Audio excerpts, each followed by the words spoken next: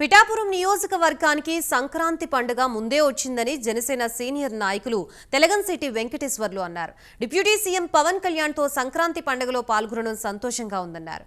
Deputy CM హోదాలో తొలిసారి పిఠాపురం నియోజకవర్గంలో సంక్రాంతి సంబరాల్లో పవన్ కళ్యాణ్ పాల్గొనున్నారని తెలిపారు. ఇప్పటికే అన్ని ఏర్పాట్లు పూర్తి చేశామంటున్న తెలగంశెట్టి వెంకటేశ్వరరావుతో మా ప్రతినిధి కామేశ్వరరావు ఫేస్ టు ఫేస్.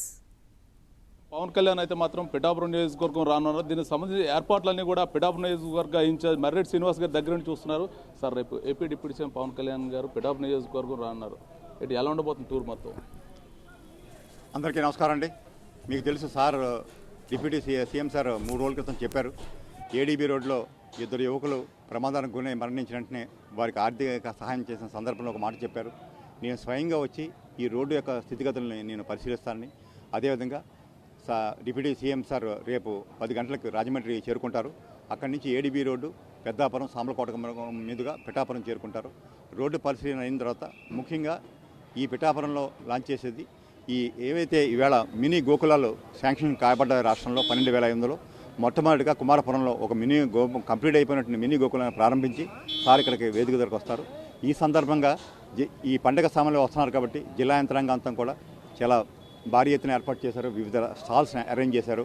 అదేవిధంగా సంక్రాంతి సంబరాలకు సంబంధించి ఆ పల్లెటూరు వాతావరణంలో చేయడం కోసం అటువంటి ఏర్పాట్లన్నీ చేస్తున్నారు. మీ ఎంతో ఉత్సాహంగా ఎదురు చూస్తున్నాం. సార్ యొక్క ఈ ప్రోగ్రామ్ని విజయవంతం చేయడానికి టోటల్ జనసేన నాయకులు, కేడరు, వీర మహిళలు అంతా కూడా సిద్ధంగా ఉన్నారు. మొత్తం గోకులాలు ఎన్నండి? మొత్తం రాష్ట్ర వ్యాప్తంగా పిఠాపురం నుంచే ఓపెన్ అవుతాయి? మొత్తం ఎక్కడికక్కడ ఇడివిడిగా ఓపెన్ అయ్యే అవకాశం ఉంది? సార్, రేపు సార్ ఇక్కడ కార్యక్రమాన్ని లాంచ్ చేస్తున్నారండి. రాష్ట్ర వ్యాప్తంగా 12,500 గోకులాలు, మినీ గోకులాలకి శాంక్షన్ ఇవ్వడం జరిగింది. రమారే మన నియోజకవర్గంలో 264 మొదటి విధిలో శాంక్షన్ ఇచ్చారు.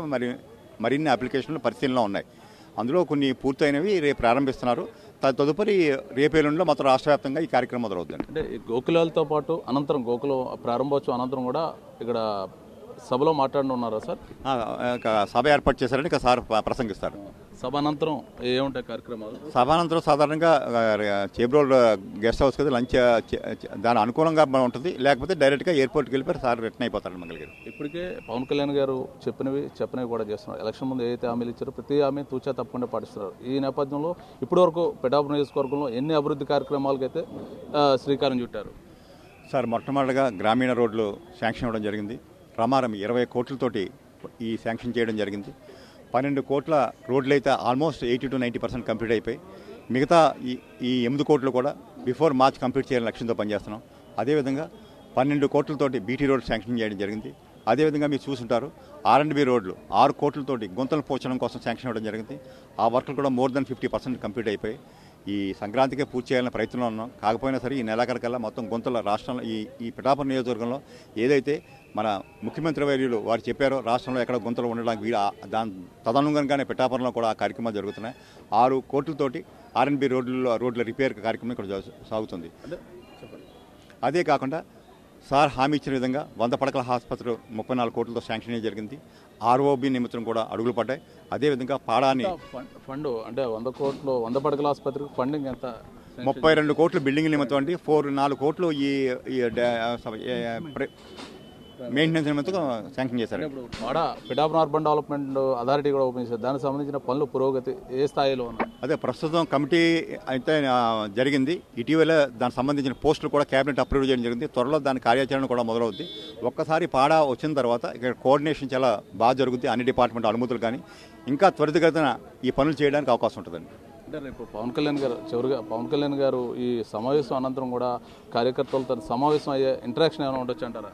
ప్రస్తుతం అవకాశం అయితే లేదండి. తప్పకుండా ఆలోచన అయితే ఉంది. అది పండగ వెళ్ళిన తర్వాత జరుగుతుంది. కానీ కార్యకర్తలు అన్ని మండలాల కార్యకర్తలతో మీటింగ్ ఉంటుందండి సార్. అంటే రేపు మొత్తం కూడా రేపు మధ్యాహ్నం 2 గంటలతో మొత్తం ఇక్కడ బహిరంగ సభ 2-2:30 కల్లా పూర్తవుతుంది. తర్వాత సార్ బయలుదేరి రాజమండ్రి వెళ్తారండి.